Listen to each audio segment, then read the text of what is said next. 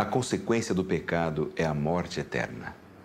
Mas Deus, em seu infinito amor, providenciou um meio de resgatar a humanidade dessa condição: a morte de Jesus Cristo em nosso lugar. Para que a humanidade não se esquecesse desse plano, o Senhor Deus instituiu um cerimonial em que animais eram sacrificados, simbolizando o futuro sacrifício de Cristo.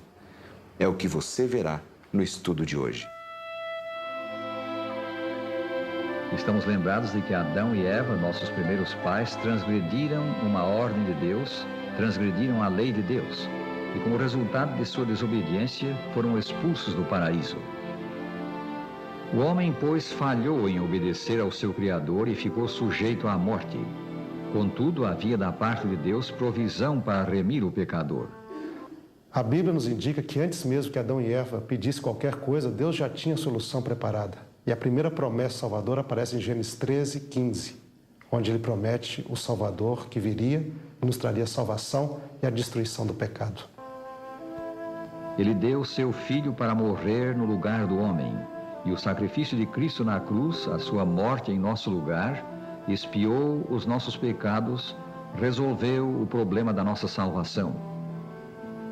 Antes de Cristo vir à terra e fazer a expiação na cruz, houve necessidade de uma lei de cerimônias e ordenanças que apontavam ao Redentor da humanidade.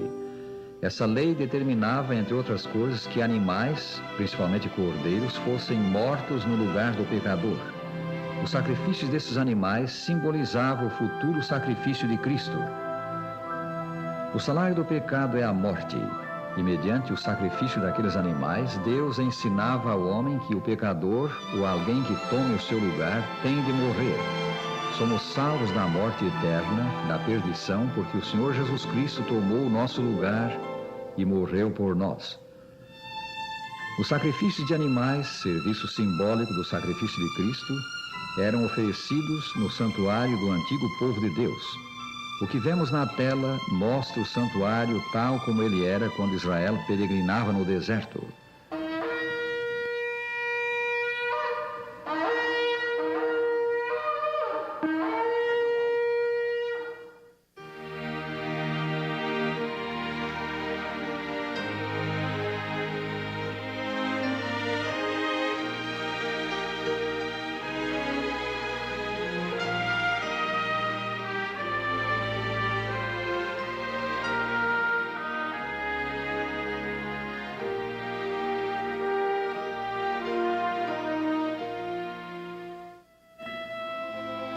A morte de Cristo no Calvário cumpriu a promessa de Deus de nos dar um Salvador. E tendo vindo aquele para quem os antigos sacrifícios e cerimônias apontavam, os mesmos sacrifícios e cerimônias tornaram-se desnecessários. Consequentemente, foi abolida a lei que os requeria, a chamada lei cerimonial. Hoje não necessitamos mais oferecer aqueles sacrifícios. O verdadeiro sacrifício, o de Jesus, já foi oferecido. A lei cerimonial foi pregada na cruz, mas não a lei moral, a lei dos 10 mandamentos. Esta ainda está em vigor. Alguns há que confundem estas duas leis. Contudo, a distinção entre elas é clara. A lei dos 10 mandamentos foi escrita por Deus em tábuas de pedra. Lemos, e tendo acabado de falar com ele no Monte Sinai, deu a Moisés as 2 tábuas do testemunho, tábuas de pedra, escritas pelo dedo de Deus. Êxodo 31, 18. A lei dos 10 mandamentos é a única parte da Bíblia que Deus mesmo escreveu. A lei de Deus é tão imutável como seu autor. Ela é uma revelação da vontade e caráter do Criador. Para responder se a lei ela pode mudar ou não, nós precisamos primeiro compreender o que é realmente a lei. Geralmente nós temos uma visão muito limitada e negativa da lei. Mas a palavra lei na Bíblia, ela não quer realmente dizer lei. Em hebraico, Torá, quer dizer ensinamento e instrução. É como alguém que criou um aparelho, não é? Por exemplo, um videocassete, e junto com esse videocassete vai um manual de instrução. Como é que esse videocassete funciona? Não é? Ali está, por exemplo, esse videocassete foi criado para voltagem 110. Você tem de apertar esse botão para funcionar, apertar o outro botão para parar. Não é? Se a pessoa quer que o aparelho funcione bem, ele vai seguir essas instruções. Mas se ele disser assim, não, eu não quero saber das instruções, vou ligar em 220, o que vai acontecer com o aparelho? Ele vai queimar. Ah, eu não vou apertar botão nenhum, o aparelho não vai funcionar. Assim é a ideia da lei na Bíblia. Deus nos criou, Ele é o nosso Criador. Ele nos criou para funcionar de um certo modo, para sermos felizes, termos vida abundante. E essa instrução é dada na Bíblia através da lei. Se nós guardarmos a lei de Deus, nós teremos vida e seremos felizes. Mas se nós transgredirmos a lei, nós aí então estaremos nos prejudicando a nós mesmos e até muitas vezes sujeitos à morte. Deus é amor e sua lei é amor. Seus dois grandes princípios são amor a Deus e amor ao próximo. A Escritura diz: o cumprimento da lei é o amor. Romanos 13, versículo 10.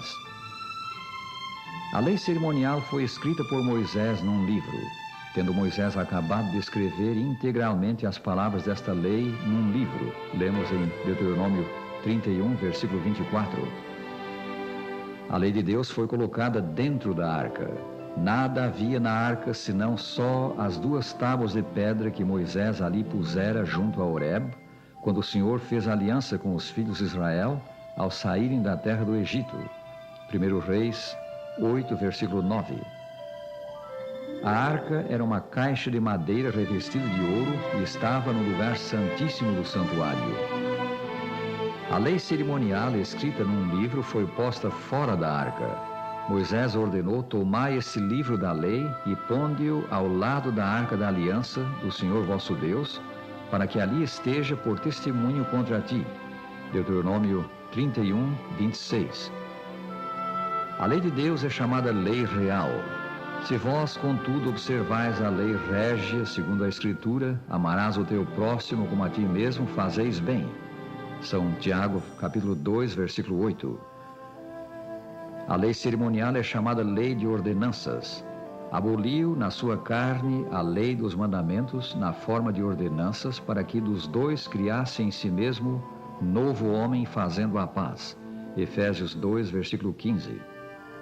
A lei de Deus foi exaltada e mantida por Cristo. Disse ele: não penseis que vim revogar a lei ou os profetas. Não vim para revogar, vim para cumprir. São Mateus 5,17. A morte de Jesus demonstrou que a lei de Deus não pode ser abolida. Se fosse possível revogar a lei, o Filho de Deus não precisaria ter morrido. Este tema às vezes parece muito confuso para as pessoas. Elas creem que a lei foi abolida.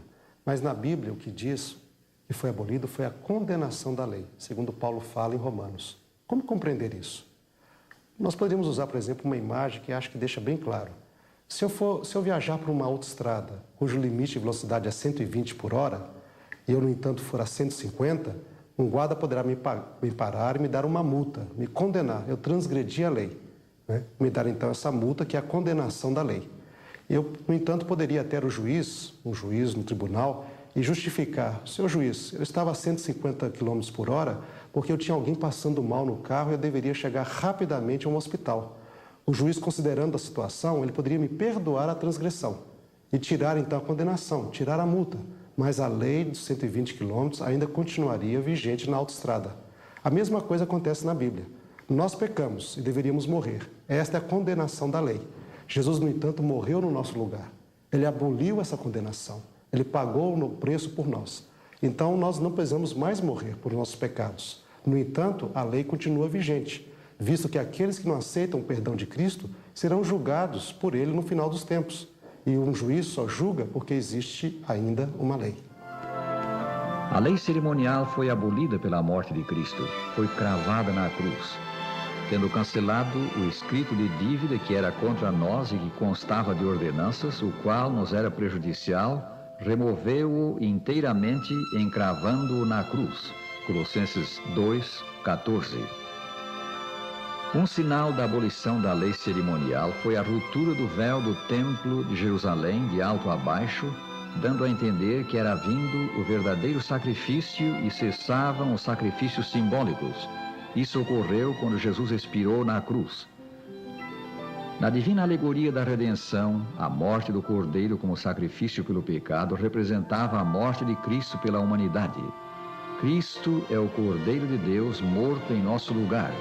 Lemos: no dia seguinte viu João a Jesus que vinha para ele e disse: eis o Cordeiro de Deus que tira o pecado do mundo. São João, capítulo 1, versículo 29. Pela graça de Deus, isto é, por favor de Deus que não merecemos, somos salvos do pecado quando cremos em Jesus. Estando salvos, perdoados, libertados do poder do pecado, estamos debaixo da graça do céu. Mas isso não nos dá direito de pecar, de violar a lei de Deus. A Escritura diz: havemos de pecar, isto é, de violar a lei, porque não estamos debaixo da lei, e sim da graça, de modo nenhum. Romanos 6, versículo 15. Nem a fé que nos une a Cristo anula a lei. São Paulo diz: anulamos, pois, a lei pela fé? Não, de maneira nenhuma. Antes confirmamos a lei. Romanos 3, 31. A salvação do pecado não é alcançada pelo esforço humano. Ela é dom, o presente da graça de Deus aos que creem no sacrifício de seu Filho. A lei de Deus é a norma do juízo final. Falai de tal maneira, diz a Escritura, e de tal maneira procedei como aqueles que hão de ser julgados pela lei da liberdade. São Tiago 2, 12. Todos os homens têm de enfrentar o tribunal divino e estar diante do juiz de toda a terra. Os livros que têm o registro de nossa vida serão abertos naquele dia e seremos julgados pela norma moral dos 10 mandamentos. A lei de Deus é a norma da justiça e a justiça divina é eterna. A tua justiça, disse o salmista a Deus, é justiça eterna. Salmo 119, 142. A perpetuidade dos 10 mandamentos foi ensinada por Jesus nesse incidente relatado por São Mateus. E eis que alguém, aproximando-se, lhe perguntou: Mestre, que farei eu de bom para alcançar a vida eterna? Respondeu-lhe Jesus: por que me perguntas acerca do que é bom? Bom só existe um. Se queres, porém, entrar na vida, guarda os mandamentos. São Mateus 19, 16 e 17. Essas palavras de Jesus ao jovem príncipe mostram que a obediência aos mandamentos de Deus é necessária se queremos ter a vida eterna. Mas lembremos que a obediência aceitável a Deus é fruto da fé em Cristo. É alcançada mediante o poder de Jesus operando em nós. Deus é amor e a sua lei é amor. Quem observa a lei ama a Deus, pois a observância dos 10 mandamentos é a prova de nosso amor para com Ele. Se me amais, disse Jesus, guardareis os meus mandamentos. São João 14, versículo 15. Agora Jesus nos convida a segui-lo, vivendo por sua graça uma vida de inteira obediência. O Senhor Jesus Cristo é o nosso Salvador. Ele tem autoridade para perdoar os nossos pecados e poder para nos libertar deles. Acheguemo-nos a Ele com fé e Jesus nos fará seus filhos, filhos obedientes ao Pai Celeste. Se nos confiarmos a Ele, o Salvador será conosco e possuiremos as infinitas riquezas do céu.